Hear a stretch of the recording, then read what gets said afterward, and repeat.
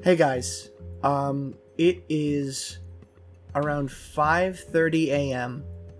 when I record this. The final batch of the Jojo's Bizarre Adventure Stone Ocean anime have dropped on Netflix. It's their third and final batch, meaning that all of Jojo's Bizarre Adventure Stone Ocean has been fully animated and released online. The reason that I'm recording right now and I'm talking is because while I haven't gotten to sit down and watch all of the episodes yet, I have already caught up with the manga, so I kind of wanted to skim a little bit and see some scenes that were from the manga that I could finally see animated and stuff. And I'm not going to talk about spoilers whatsoever in this video. That's not the point. But, not to spoil anything, but I got near the ending, and I kind of had this emotional, I can't even explain it. I was watching, the final end credits, and it all just kind of dawned on me how long I've been a fan of this series, and how much it means to me. Just overall. This video is going to be a little bit rambly. It's very unscripted. I'm just talking off the cuff right now. But I just want to talk about my experience with Jojo throughout my life, and how much of an effect that it has had on me personally. Again, the reason that I'm doing this is because, those end credits really freaking got me, dude. They fucking got me good. They knew exactly what they were doing with those last credits, and it was great. I can't wait to watch the episodes, but thinking back, when I first got into JoJo, I was in high school.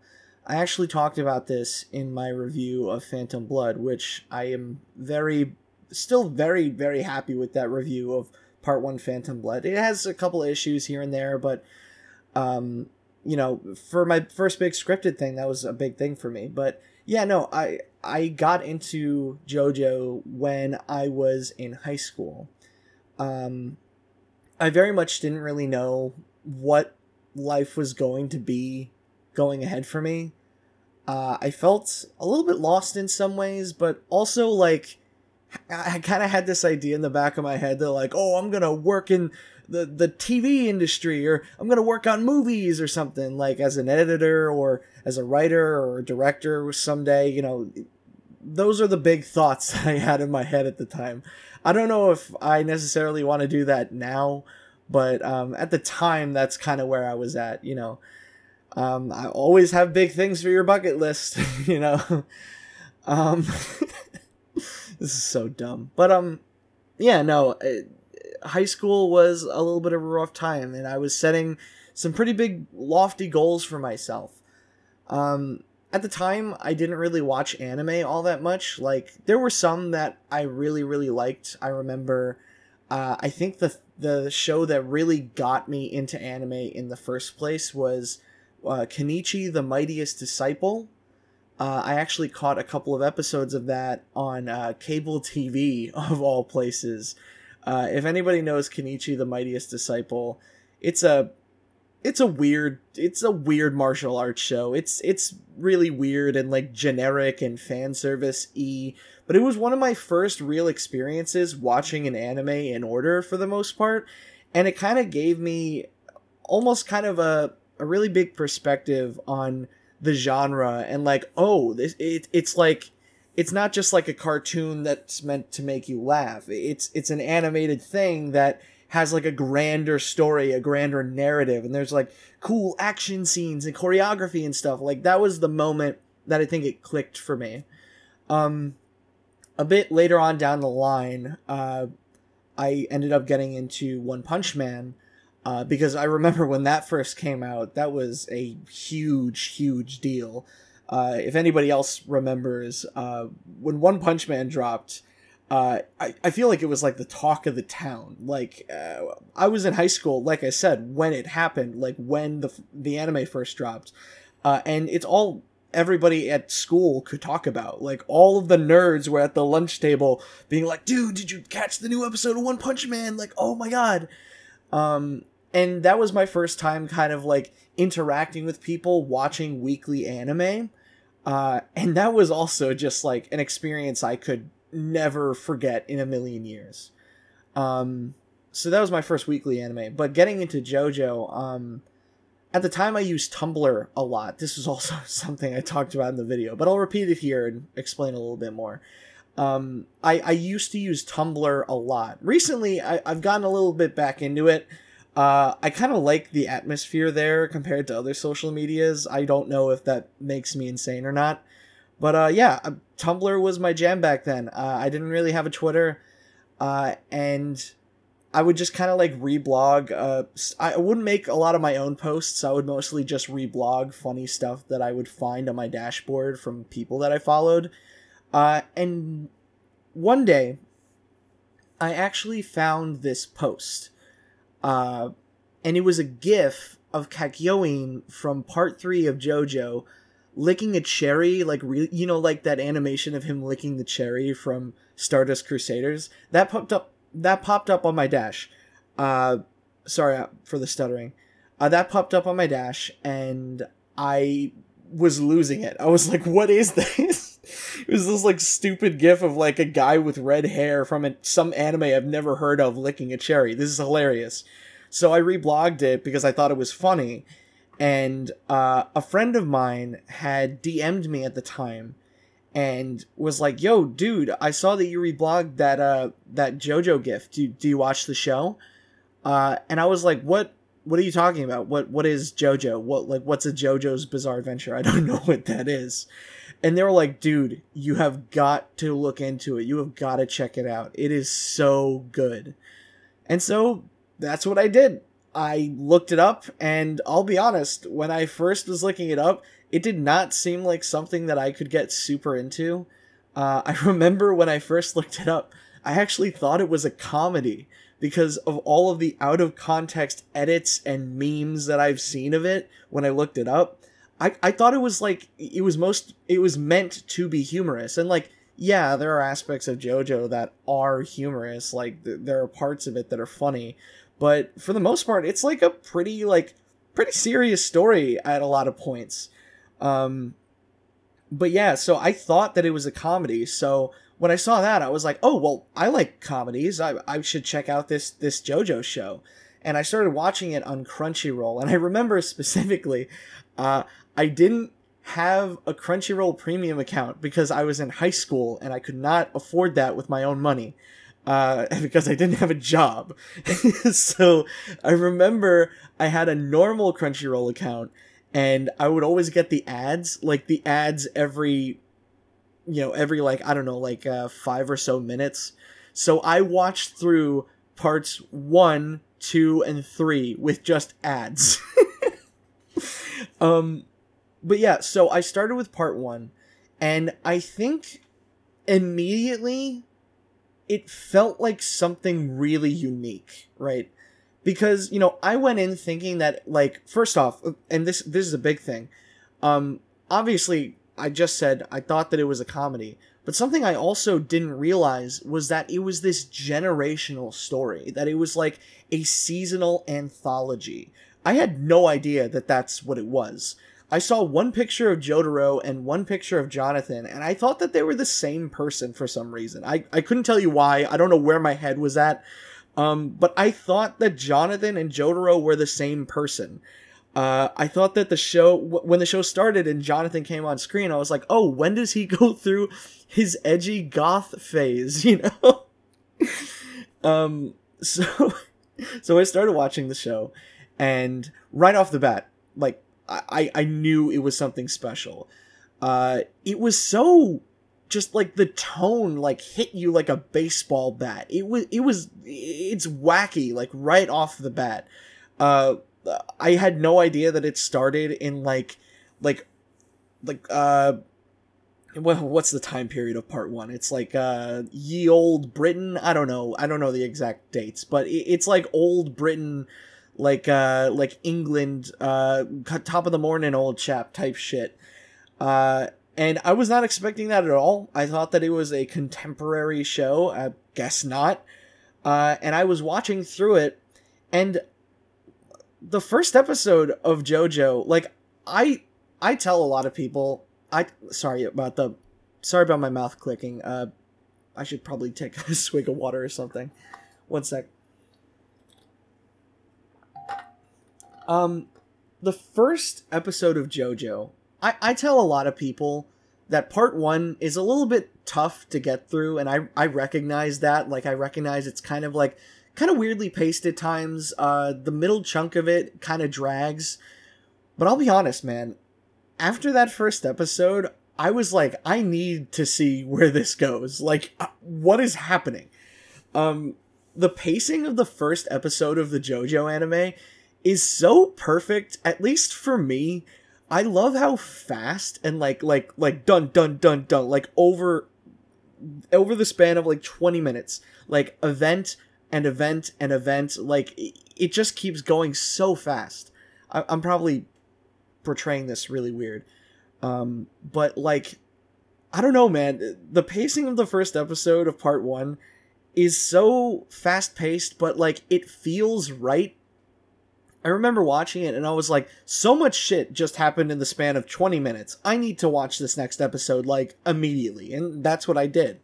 If I remember correctly, I think I actually binged all of part 1 in, I think, I was going to say 1 day, but I think it was 2 days. 2 days sounds just about right. Because, again, like I said, I didn't know it was split up into parts or an anthology, so I remember watching, I think, a couple of episodes, I think half of the episodes on the first day, and I was like, okay, so I'll dip back into this tomorrow. And when I dipped back into it, and I got to episode 9, I was really confused, because in episode 9, Jonathan dies. And I was like, I'm 9 episodes into a show that has, I think, almost 100 episodes at this point, or like, I think it was around, no, actually, it might be around 60 at this point, because it was only parts 1, 2, and 3 that were animated. I had no idea what to expect. Jonathan is dead. The main character is dead. They're gonna revive him, right? Like, he's gonna be revived in the next part. No, not at all. So when that happened, I remember immediately being like, well, I have to watch the next episode. I need to know what they're gonna do with this story. And that is where that moment, again, talked about it in the video. I think that moment, I went from a viewer to a fan. The insanity that is the 9th episode, not knowing that this is a huge generational story, is awesome. I wish I could experience it again, like how confused I was. It was so fun. It was so fun to be like, oh, holy shit, what? You know? And I feel like it kind of sucks because I went into JoJo in a very specific way. I knew nothing about it. I feel like a lot of people these days, you know about JoJo and know that it's a generational anthology, and they can't really experience it in the same way that I did. Like, I had no idea that it was gonna be like this, and I think that's why I got so interested off the bat. If I knew that it was a generational story, I probably still would be as interested as I am today, but, like, that initial experience would be so much different than it ended up being. But yeah, so I finished watching the 9th episode. I was batshit confused. And then I went on to the 10th episode, and that is the introduction of Joseph, and one of my favorite parts in all of JoJo. When I tell you that part 2 Battle Tendency completely, like, oh my god, I was obsessed. I was obsessed with this part. Like, I think immediately. Joseph is such a huge departure from Jonathan as a character in, like, the best of ways. It feels like you're watching a different show. That's what it felt like to me. Not only was I introduced to this completely new protagonist in the span of a couple of minutes, But all of these characters I've gotten to know over these past episodes, like Straightso and Speedwagon, they were older now. They're like older men. Completely different than when I last saw them. And that's when I was like, oh my god, I might have something really, really cool on my hands that I've just discovered. This show is crazy. And I think that was around the time where I was like, yeah, I'm gonna make this my personality. So, I started getting really into the fan culture online when I was watching part 2. And it was really cool. It felt like a really close, tight-knit community. I think, like, it was around the time where Jojo really started to kind of blow up in the US for the first time. And I kind of caught that wave when it was kind of, like, still brewing a bit. At that point, like I said, part 3 had already been just wrapped up in the anime. But, like, still, like, I could tell, like, the wave was rising and I had just caught on to it right at the perfect time. So I finished watching through part 2, I think in less than a week, and I'm gonna be honest, man. I'm gonna be honest. Part 2 is still one of my highest rated parts of all time. Part 2 is crazy good. I'll say this. Personally, I actually rewatched it recently with my friend Gerber, who was watching through the series the first time. And, you know, it might be because we watched most of part 2 all in one day, but I will say some aspects of part 2 I think do drag a bit. It is, I think, almost double the length of part 1 in the anime. I think it's around, like, maybe 18 episodes. I could be wrong on that. But yeah, aspects of it do drag a bit. Especially on rewatch. Like, I can totally understand if part 2 isn't some people's jams either.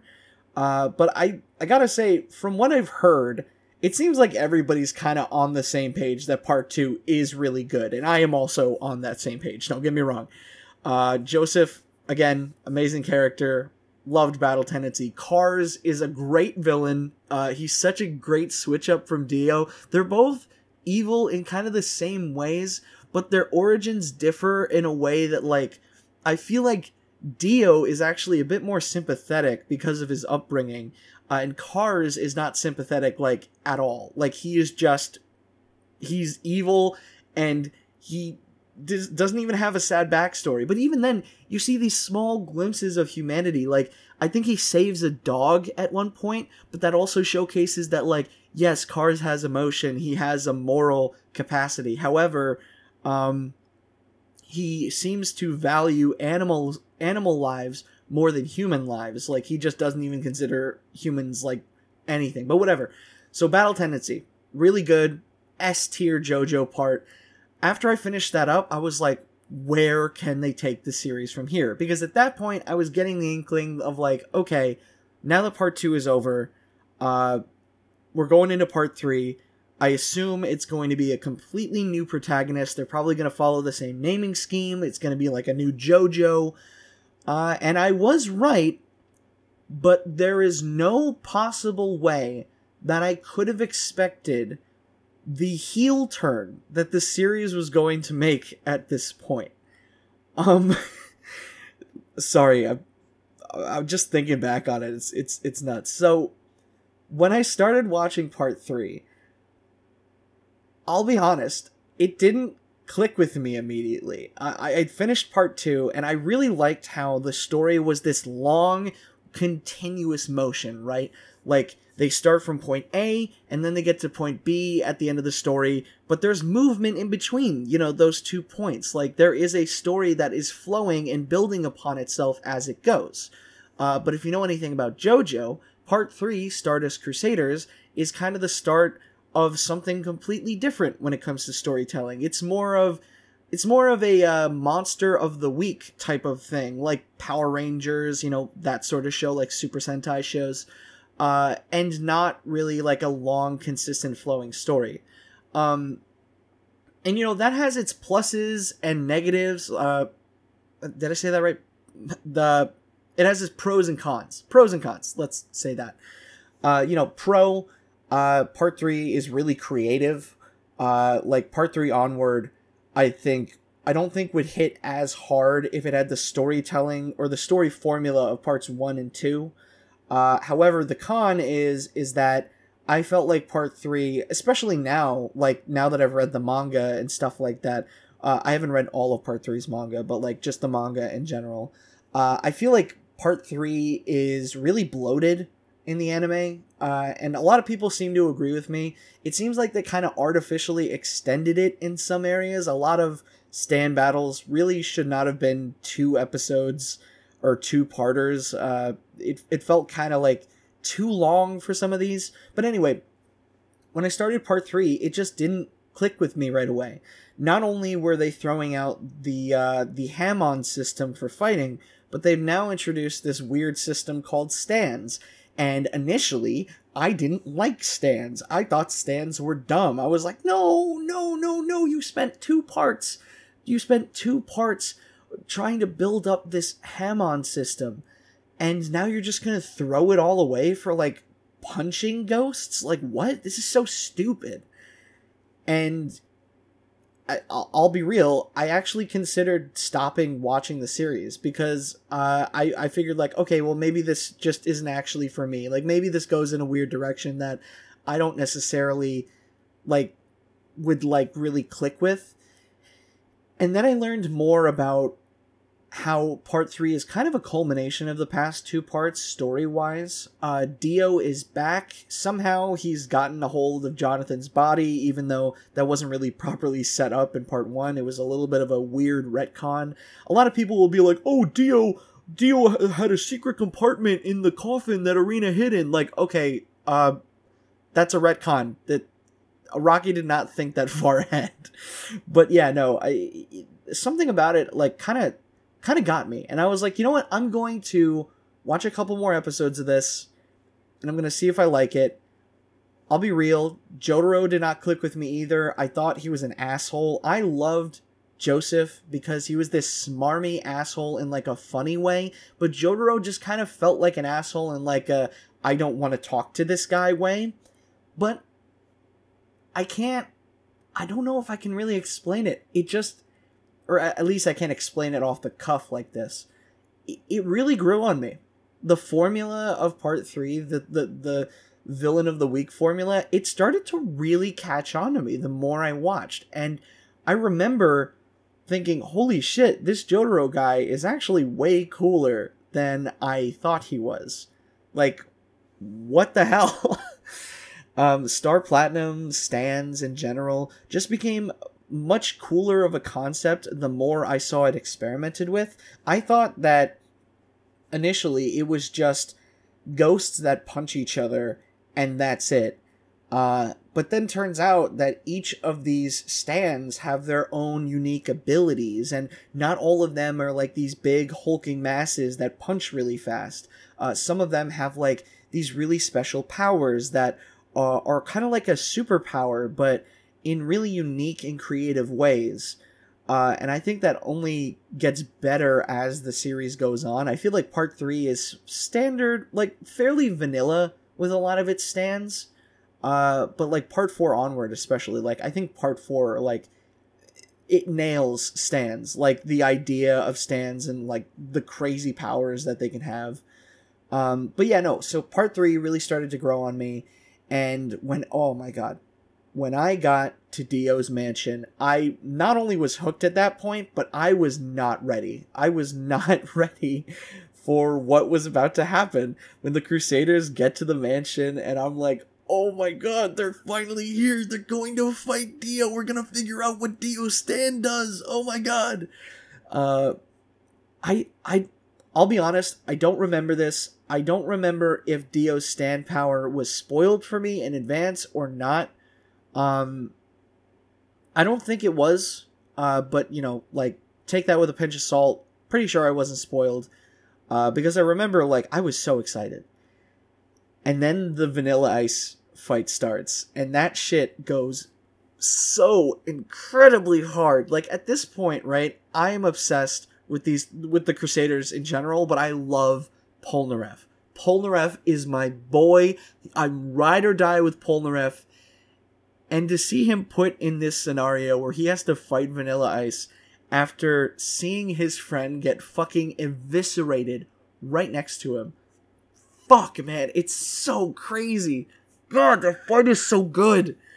If you're listening to this ramble at this point and you've never checked out Jojo, please, for the love of God, watch. Don't let me spoil this for you, because this single fight fucking blew me away. And I was like, holy shit, this isn't even Dio. This is just some guy that Dio made into a vampire. Like, this isn't even Dio himself. I can only imagine how crazy that fight is gonna be. And I was right. The, like, multi-part Dio final battle facing all of the Crusaders is nuts. It's a crazy fight. I was speechless half the time. I had to watch all of it in one go. I could not watch a couple of episodes and then put it down. Like, I needed to finish that shit. I was, like, on the edge of my seat, like, the entire time. It's a great fight. I love Kakyoin versus Dio, Joseph versus Dio, even though he didn't really do all that much. Jotaro versus Dio, Polnareff versus Dio for, like, that little tiny space. And, oh, it's great. Like, part 3, again, the anime is really bloated. However, the ending, they nailed it. They nailed it. It's great. The voice acting is great. The music is great. Oh my god, that's something I forgot to mention. The music, man. Fuck. Sonochino Sadame rocks ass. Sonochino Sadame, Bloody Stream from part 2. Bloody Stream was like my shit. When I first heard it, the moment I first heard it, I was like, this is my favorite anime OP, like, of all time. Not only in visuals, like, the visuals are crazy, but the music, man. Coda is so talented. Whenever Coda gets to work on a Jojo thing, I'm like, yes! And then, you know, I forget, what's the name of the two part 3 OPs? I think one of them is Sonochino Kyoku, and the other one is Stand Proud. Stand Proud. How could I forget? So Stand Proud and Sonochino Kyoku are both awesome. And, you know, again, music is great, but the visuals, it's just I've never seen anything before like it in an anime, in a show even. The fact that Jojo is animated in 2D, but these openings for the first 3 parts are all animated in CG, it gives this really distinct flavor that I never knew I wanted, but now that I have it, I can't let it go. You know what I mean? The style in these openings is so addictive. The use of colors in the openings and in the show is like, I can't stop looking. It's so pretty. So yeah, and oh, of course, we gotta talk about how part 3, at the end, when the Dio saga starts, when the Dio arc starts, and they start fighting Dio, the opening changes in multiple areas to reflect that they are now fighting Dio.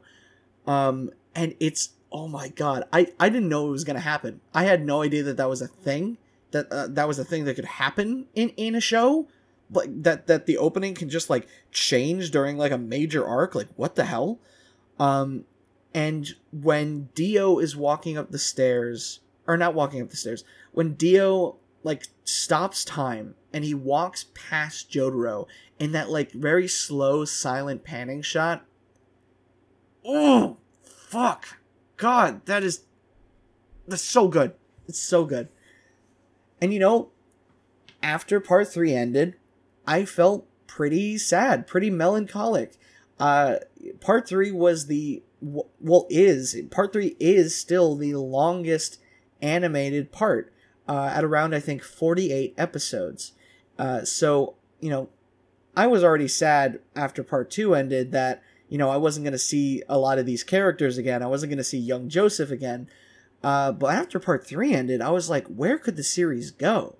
I've gotten so attached to the Stardust Crusaders over this entire journey. I've grown to love Jotaro. I love, like, Kakyoin, Polnareff, Joseph, Avdol, Iggy. And, you know, some of them are dead. I know I'm never going to see them again because they're long gone. But Jotaro and Joseph and Polnareff are all still alive. I wonder if they're going to come back in any capacity later. I hope that they come back. I can't have this be the end. But sadly, it was the end. because at that point, the time at which I had first finished Part 3 Stardust Crusaders, the anime was over. It wasn't past Part 3 yet. Part 4 wasn't even announced at that point, but I know it existed. I knew I needed more. And so I picked up the manga. And when I say that reading this manga after watching the anime was one of the best decisions I could have ever made, that would be an understatement. I jumped from the Part 3 anime onto Part 4 Diamond is Unbreakable, the manga version, and I'll be blunt, JoJo's Bizarre Adventure Part 4 Diamond is Unbreakable is one of, if not my favorite story of all time. I love the setting, I love the characters, I love the designs, I love the colors that they used. Like, oh my god, especially like the colors in the anime. The way that they stylized the town of Morio, where the sky is like yellow during the day, like what the fuck? And the grass is like teal and like purple and shit. Oh my god, it's like a feast for the eyes. Like, holy shit. And Josuke has such an interesting power set where like Crazy Diamond can quote unquote fix things or like bring things back together after they've been destroyed or torn apart is such a cool idea, because not only can he heal things, but he can also kind of bring things back together, and he can use that to solve problems in a really unique way. And characters like Koichi, right? Like Koichi, people joke that Koichi is kind of the main character of Part 4, but he really is. Like, the way that Araki wrote Koichi is so interesting, because he starts out as this kind of like side character to introduce the main characters. Like, he's the everyman, right? And slowly over time, you get to see him level up and grow as a person and grow more confident. And to me, like, I identified a lot with that, because, you know, when you're younger, you feel kind of small compared to everybody else. And that was really cool. I connected a lot with Koichi as a character. And dude, getting to see Jotaro come back as the mentor character, especially leaving off at Part 3 where he was still young and still a delinquent and still a little bit too overly serious, to see him come into Part 4 as like the adult figure, it's perfect. I feel like Jotaro as an adult is how the character has always meant to be. You know what I mean? Like, I like Jotaro from Part 3, don't get me wrong, I do, but Jotaro in Part 4 feels right.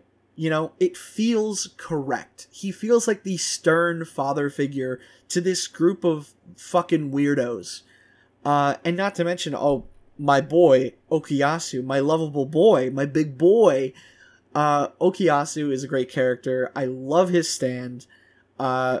The hand is really cool. The idea of erasing space between two objects is really awesome. I like it a lot. I'm like addicted to the stand the stand concepts and the power sets in Part 4. And I can talk about that now. So Part 4, like I said, my favorite part because of all of the reasons I've just listed, but the stands in Part 4 are really like a major highlight, and I think what makes Part 4 the way that it is. The stand abilities that Araki came up with, I feel like right when Part 4 hit, like, after he finished that Dio arc, you could tell that he really kind of it finally clicked in his head what he wanted stands to be. They aren't just generic superpowers, they're very specific tool sets, and a lot of the time, stands that he creates, when you first hear their ability, you're like, how could that be good in combat? Like, how could somebody fight with that? And then to see that ability then applied in a fight in a very specific context is so interesting. I love the way that Part 4 is written like that. Like, the guy that lives in the pylon, right? I feel like the fight overall is kind of forgettable compared to a lot of other ones, but the concept behind his stand, and the fact that his stand is the pylon itself, pretty much, is really cool, and how he can ride on, like, the rods, like, popping out between the pylons and stuff like that. That's really cool. And how he baits the main crew inside of the pylons so that he can fight them is also really awesome. And of course, how could I forget Rohan Kishibe, the real star of Jojo?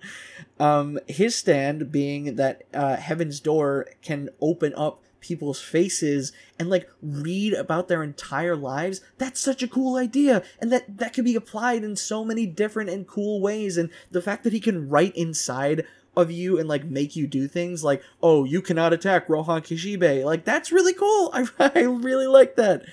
That's such a fun idea.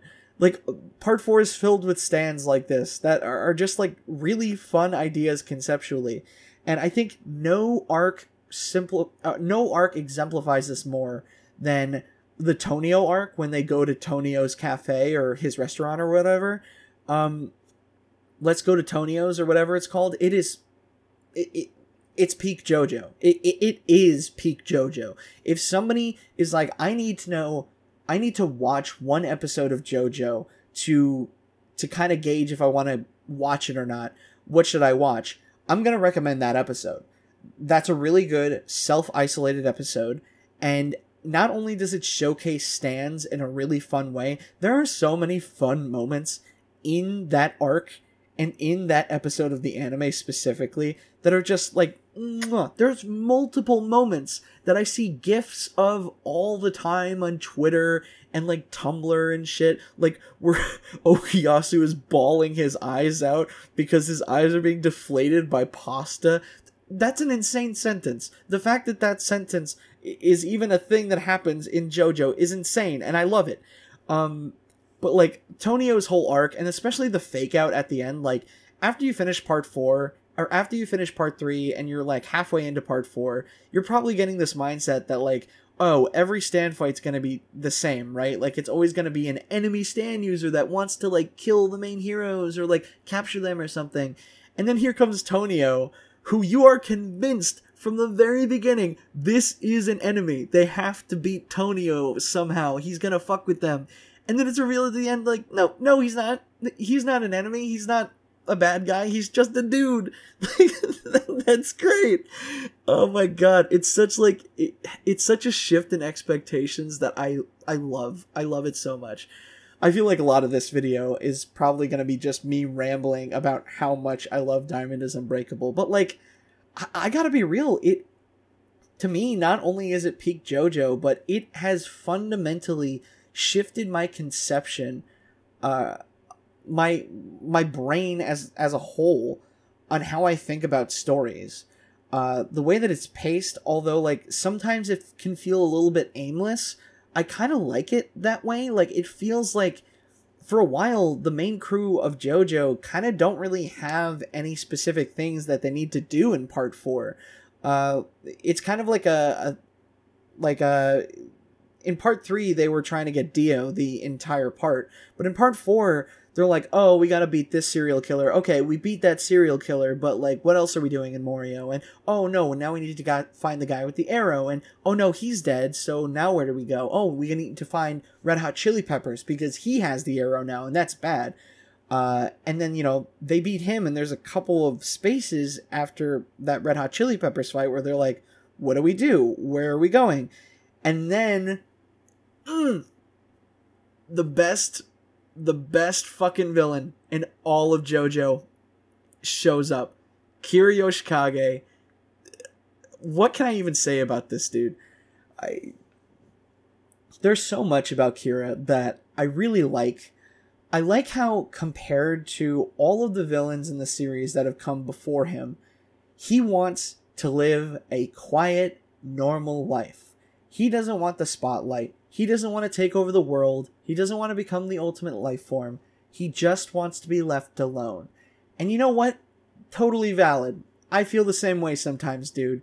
However, it's contrasted with his deep need to just murder people. Just fucking kill people for no reason other than to chop off their hands and then, like, get off to them.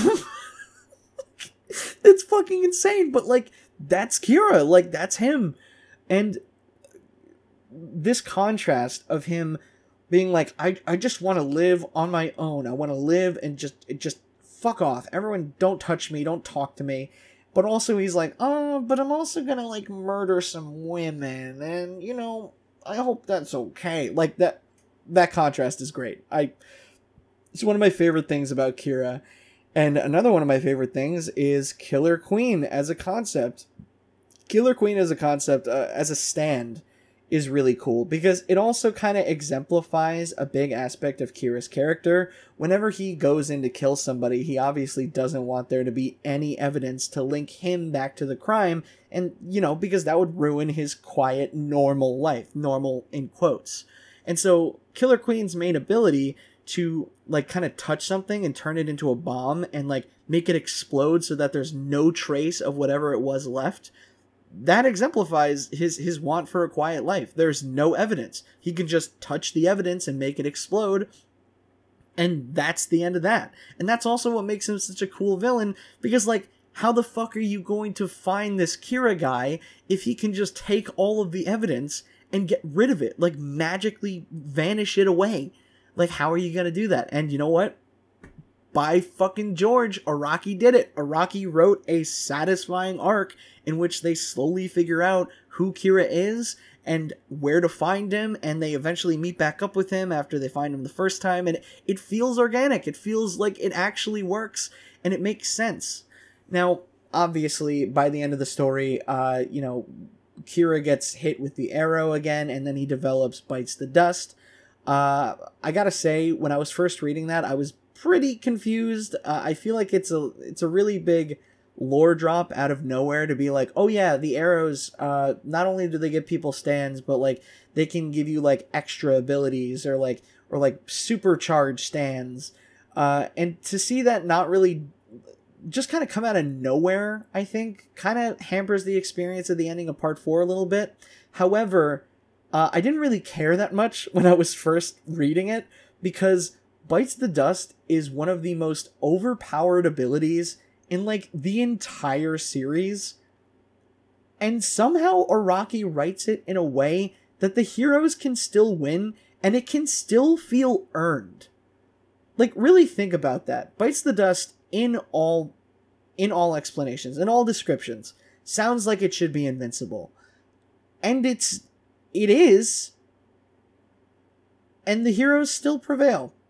A lot of people would say that that's lazy writing, but I feel like it's some of the most creative writing that I've seen in fiction. The way, the amount of, like, chances and strategies that go into beating Bites the Dust to beating Kira is really fun to read and really fun to watch about. The anime did a really good job overall at adapting Part 4. There were some aspects of it that I felt like maybe could have used a little bit of extra work, but I will always love the anime for Part 4. It's one of my favorite pieces of media of all time, just like the manga. And, like, just, oh my god, in general, Part 4 is amazing. So, you might be wondering, Part 4, I loved it so much. What do you feel about Part 5, Derek? Well, let me tell you, when I first finished Part 4, it was very late at night. I think it was around, like, 3 a.m. I had finished reading it because I was so close to the end, and I was like, I need to get to the ending before I go to sleep. I won't be able to sleep if I can't get to the ending. And when I got to the ending of Part 4, it was bittersweet, because I had really, like I said, I love Part 4. I love Diamond is Unbreakable. It was one of my favorite parts of all time. It still is. My favorite part of all time, one of my favorite pieces of media of all time, and I'm going to have to say goodbye to it. It's over. And now I'm going on to Part 5, and I have no idea what to expect from Part 5. How could Araki get any better than this? And in my opinion, he kind of didn't. No, that's not me saying that Part 5 is bad. Part 5, Golden Wind, Vento Oreo, whatever you want to call it, is very good. I like it a lot. I like the vastly different direction that Araki takes it. But, like, man, did he peak for me during Part 4. Like, I love Part 4. I love the setting, the small town, the characters that you meet along the way that also come back and are relevant later, the stands. It's all great. And then Part 5 feels like, hey, I'm going to do Part 3 again, but this time they're all Italian. and they're gonna find the boss, and it's gonna be crazy. Part 5, although I'm clowning on it a lot, I actually do really like, and I've grown to like a lot more with the anime adaptation. The anime adaptation slays, dude. I don't know what the crew was on when they were making Part 5, but like, goddamn. Like, god fucking damn. They animated their asses off. Holy shit. I don't know who directed some of these episodes, but like, they were nuts. Anyway, Giorno Giovanna. Definitely not one of my favorite protagonists of all time. That would be Josuke. I am biased. However, I really, really like Giorno, especially now. Watching the anime, he has a lot more personality than he did while I was reading the manga. I felt like he was kind of flat in the manga, but he has a little bit of depth. It's kind of whack that when you first start reading, you learn that Giorno is the son of Dio Brando, and that feels like it should be a lot more of a big deal than it actually is in the story. However, it's JoJo. Sometimes shit like that happens. A thing will happen, or a piece of information will be dropped that you think is a really big deal or might come back later, and it never does. That is one complaint I definitely have with the series. I thought that some aspect of, like, Giorno's parentage would come back later. It never did. Why did Araki, like, I know that he has to keep everything within the Joestar bloodline, but why'd you make Giorno like that if you didn't do anything with it, don't get me wrong, I still really like Giorno, but, like, goddamn, I feel like there was a lost opportunity there to, like, kind of delve into that a bit more. Why does Giorno have Dio's photo in his wallet? Where did he get Dio's photo? Does Dio give out, like, photos of himself to every woman he has sex with? Like, what? Why does he have that? But yeah, no, I like Giorno. I like Golden Experience. The idea of, like, a stand that can give life to objects is really cool. Even if, like, it doesn't get used in that way all that much throughout the part. I feel like Araki came up with the idea for the stand where, like, you could, like, touch things and make them come to life as, like, an object or an animal or something. And that's a really nice idea. And it gets used a little bit at the beginning, but throughout the part, it really doesn't get used all that much. Golden Experience kind of just ends up being a punch ghost mainly, and that's fine. It's just kind of, like, weird that it's kind of weird that, like, it has such a creative ability and it doesn't really get used. If anything, it actually just becomes, like, a glorified healing stand, like, halfway through the part. I think during the Babyface arc, because I remember, like, huge chunks of Giorno's face, like, kind of came off, and he was just, like, touching rocks and, like, turning them into organic pieces of material and learning, like, oh, I can actually heal myself by creating organic matter and shoving it into my body. Like, okay, whatever. I feel like that was Araki being like, I liked having Giorno's healing stand because it meant that I could fuck up my characters more and have it be believable that they would recover. How do I do that again? And then he came up with Gold Experience's healing ability, like, halfway through the part. So that way he could fuck up his protagonist as much as he wants and they could still be healed. Realistically. Again, Giorno is definitely not the big man on campus here. That would have to be Bruno. The entire gang is filled with a bunch of goobers that I've really grown to love, especially, Abakio with Moody Blues. The anime has gotten me to love Abakio way more than I did in the manga. I fucking love that man, and I love how much he hates Giorno for, like, no reason. Like, holy shit, that man almost made him drink piss for no reason other than the fact that he just hated the new guy. But yeah, Abakio is really good, but again, Bruno is the star of the show here. And the arc that this man goes through is so painful. It is. Why did Araki do that? Why did Araki put a Bruno through so much shit? He's such a nice guy. Why did motherfucker? If I ever get to talk to Araki, I'm just gonna be like, dude, why'd you put Bruno through that much shit? But anyway, yeah. Part 5 in general was good. Sticky fingers, fucking amazing idea. A stand that just makes zippers on things. You can unzip metal, like zip through walls and shit. What the fuck? That's cool. I understand that this is getting very rambly. I feel like when I talked about part 4, I had so much to say, and now I'm getting to the other parts, and I'm like, it's pretty cool. It's pretty whatever. But whatever. So I finished up part 5, and I had a pretty good time with it, but it wasn't my favorite. And then I get to part 6. Part 6, I feel like, is the peak of JoJo getting super fucking weird. Part 7 and 8 are weird, but like they're weird within a specific realm. Part 8, actually maybe not, because part 8 gets fucking insane at a certain point. But part 6, I feel like all I have to say is the word snails, and people will understand what I mean. Transitioning from part 5 to part 6 was a lot easier for me, because I didn't really click that much with part 5 initially. Like I said, the TV anime really got me back into it really hard, and I like part 5 a lot more now. But it didn't click with me initially, so I was like, yeah, you know what? Bring on the new protagonist. I'm ready. I'm stoked. I'm ready for this. And I had no idea that part 6 was going to be the last main installment in the main series before JoJo, the original JoJo series, would be capped off and never touched again. And I gotta say, I really like Jolene. I love her character. I love her arc.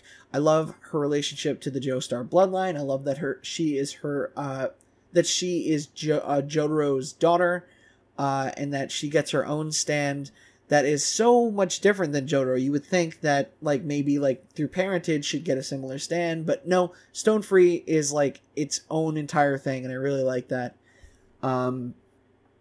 What is there to say about part 6 that hasn't already been said? It's fucking weird. I think, like, you could see slowly throughout all of JoJo, the designs getting, like, weirder and weirder. I think it really started to get kind of outrageous during part 5. But part 6, like, look at fucking Anasui. Like, look at Anasui or Weather Report. Those guys, what are you wearing? What is this? What are you doing? Go home. Get dressed. What are you fucking wearing? Yeah, but this was around the point where I was like, okay, the designs are kind of getting crazy, but I'm kind of into it. Like, I don't know about you guys, but at this point, you know, when you're this down the JoJo rabbit hole, any sort of thing that Araki does that's just like years ago, if I read this, I would have thought that it was the weirdest shit I've ever read and hate it. At this point, though, I'm in love with it, and I need to know what happens. The prison setting is really cool. It reminds me a lot of Part 4's setting because of how small it is and how many, like, recurring characters there are. I feel like I'm very alone in this, but I love Gwess. I know Gwess doesn't really get that much spotlight, and she's really kind of like a one-off character. They use her a bit more in the anime, which really made me happy, but I really like Gwess's design. I like her ability, even though it's the same as the one from the guy in Part 5, but, you know, I'll take that because the fight was really cool in both cases. But yeah, I really like Gwess. Of course, I love Hermes. Hermes is so great. Her stand Kiss, where it can duplicate things that it puts a sticker on, and then when it peels it off, they combine back together and they inflict damage. That's, oh my god, such a fun ability. And of course, Father Pucci. Father Pucci as a concept is really cool just because of his connection to Dio and how it kind of is like a full circle of all of JoJo, where Dio started the Joestar battles throughout the years, and Dio kind of ended it through his relationship with Pucci. And I really like how, you know, I'm sure that Araki probably could have taken the easy way out and just brought Dio back a third time and, you know, called it a day. But instead, he decided to go with an entirely new character that, like, is connected to Dio, so it does still feel like a full circle thing. But it's not Dio. Pucci is his own character. He has his own relationships. We learn through his backstory how he accidentally caused the death of his own sister. And that or I think his adopted sister, right? Was she adopted? Or I don't remember the specifics. I guess I need to watch the anime again. But yeah, no, he has a really cool backstory with Weather Report.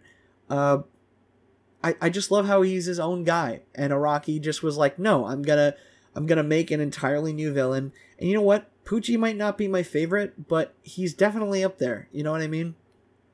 And of course, like Whitesnake. Whitesnake is the concept of taking people's memories or stands or abilities through like discs and putting them into other people. Amazing idea. And I really like how it's integrated into the story in a way that it allows the stand of the week formula to feel kind of fresh and new, because a lot of these people that they're fighting, like in the like heavy prison center where Jolene is like fist fighting the guy, like that guy's not a stand user. He's just a security guard, and he had a stand disc forcefully put in his brain that he has no idea he has a stand at all right now when he's fighting. That's really cool. That's an interesting idea, and I like how it puts a spin on the stand of the week formula that we've been getting for so long.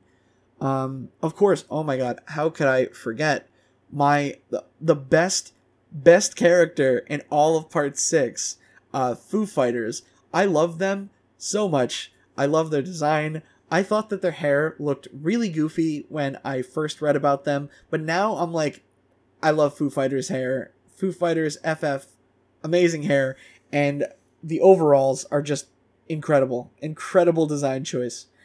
And I love them so much. It really, really upset me and pained me when they died. But also, it was a really touching death too. Like it hit me in the feels. The way that they were trying to like figure out like, oh, is this what it means to live? Is this what it means to have my own path, my own life, to care about others? That hit. That hit. Araki knows what he's doing with these character deaths. It always gets me. And you know, of course, fast forward to the ending. I feel like such an asshole. I just talked mostly about Part 4 during this video, and now I'm like skimming through Part 5 and 6. But like, I do like them, I do. But this series, at this point, right, as I'm reading Part 6, I'm realizing how big of a deal this is to me. How this series has already, like, drastically helped me just while I was kind of in a low point in my schooling, in a low point in my life, where I had these big ideas of where I wanted to go, what I wanted to do, but I had no idea how to achieve them. And I was kind of feeling like a little bit like lost. And I have something like Jojo that I can just kind of throw my whole person into, and I can read and watch and just get really invested in and find a new type of story that just completely blew me away. Was wonderful. It was really fun. It was really cool. And I think the best part about Jojo is the more I read, the more Araki seems to one-up himself in his writing and try new things. Like, even though I was sad that Diamond is Unbreakable had to end, I also knew that that was just par for the course. That's just how Jojo rolls. You can't appreciate what you have until it's gone. You know what I mean? And I realized that that's why I love Jojo so much, is because it doesn't overuse the characters that it has. I love Part 4 because it's Part 4. I don't love it because it is a 200 episode anime. I love it that it's this small story in a much bigger story that doesn't take its characters and like bloat them over time or make them worse with time. It is perfectly paced the way that it exists, and I wouldn't want it any other way. However, I would like some maybe sequel content, like maybe Araki, can you bring back the Diamond is Unbreakable characters maybe in like a one shot or two, or maybe like a special return, like anniversary issue or something. I don't know. You figure it out. You're the writer. At this point, I've been talking for like an hour. I apologize. I don't even know if I'm going to upload this. I feel like I've rambled. But apparently people like when I ramble, so I don't know, maybe I will upload this. But yeah, so I'm not going to spoil the ending of Part 6, because as I'm recording this, it has just come out. But I will say that it is the ending of JoJo as we know it. And again, not going to spoil the anime, not going to spoil the manga.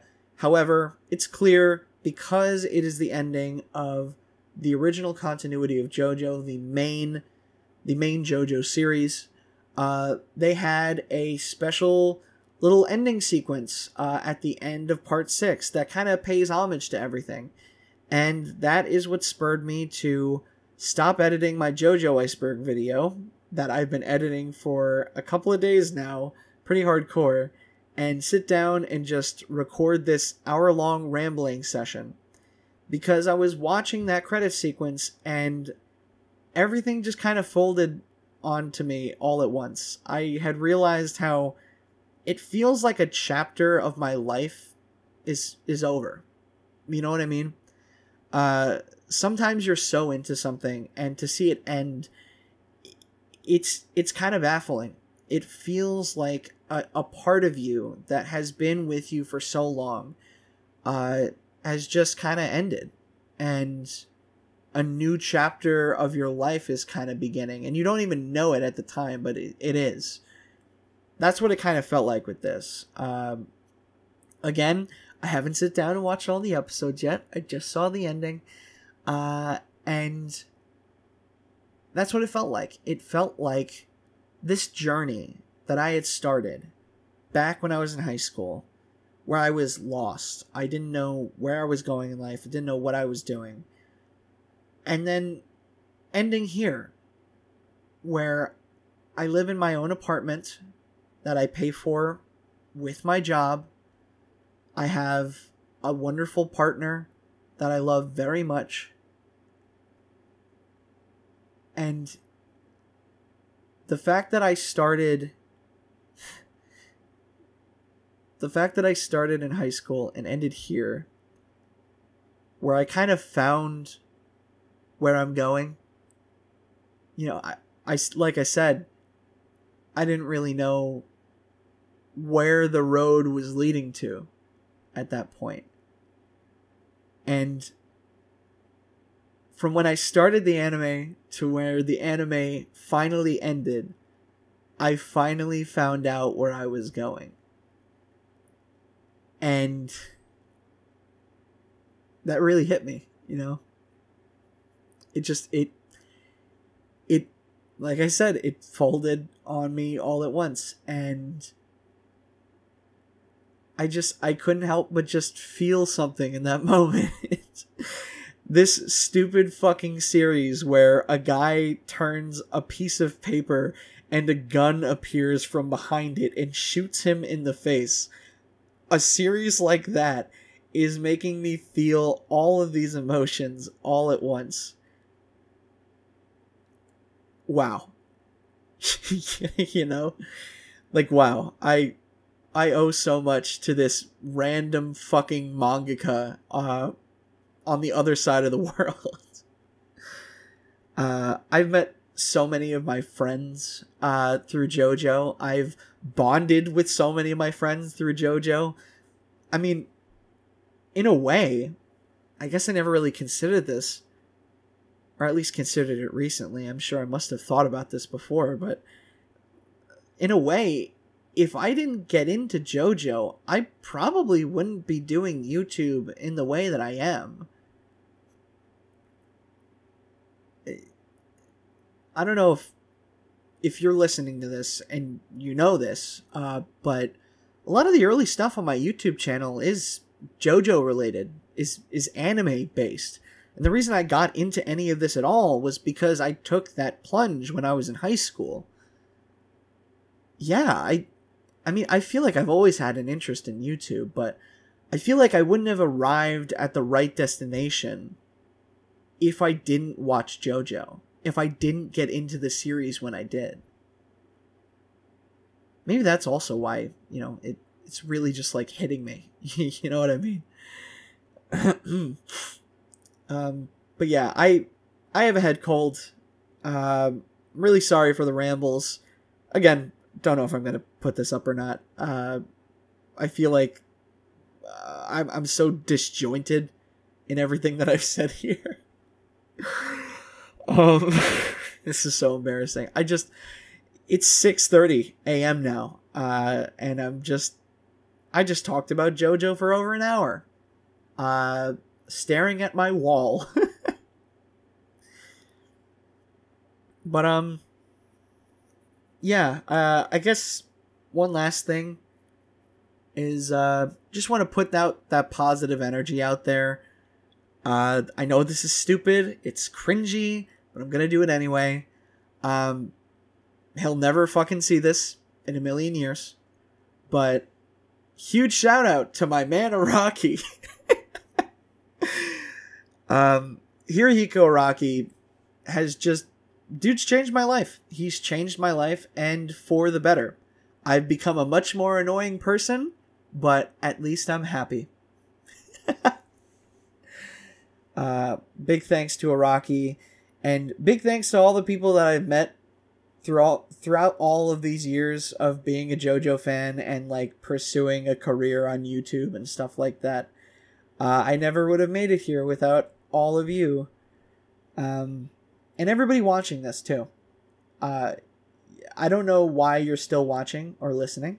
Probably listening. There's not much going on the screen right now, but I really appreciate you, and thank you so much for giving me the time of day. Yeah. Could you imagine? I almost teared up while I was talking about JoJo. Could you imagine that? Anyway. I think this is the rawest and realest I'll ever probably be.